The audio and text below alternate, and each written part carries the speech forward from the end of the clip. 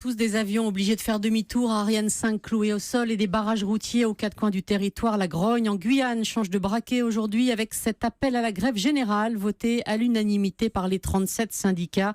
Mouvement soutenu par les élus locaux pour réclamer un vaste plan d'investissement. Martin Fenot. Oui, c'est le département le plus pauvre de France avec la criminalité la plus forte. Un territoire vaste recouvert de forêts tropicales où près d'une famille sur deux vit sous le seuil de pauvreté, parfois dans des villages isolés, sans eau, ni électricité, ni transport. Le taux de chômage ici est 2 fois plus fort qu'en métropole. Le taux d'homicide volontaire, 4 fois plus important que dans les Bouches-du-Rhône, par exemple. Mais c'est aussi en Guyane que décollent des fusées à plusieurs milliards d'euros depuis la base spatiale de Kourou, explique la politologue Françoise Vergès. C'est comme un îlot, une impression de petite poche comme ça de richesse et tout le reste du pays, pas d'industrie réelle, pas de développement.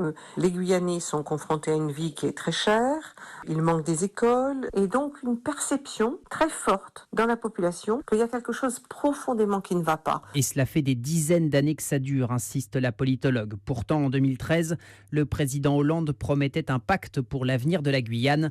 4 ans plus tard, il n'a toujours pas été signé. Martin Fenot et les Guyanais réclament la visite d'un membre du gouvernement et refusent de rencontrer la délégation qui leur a été envoyée.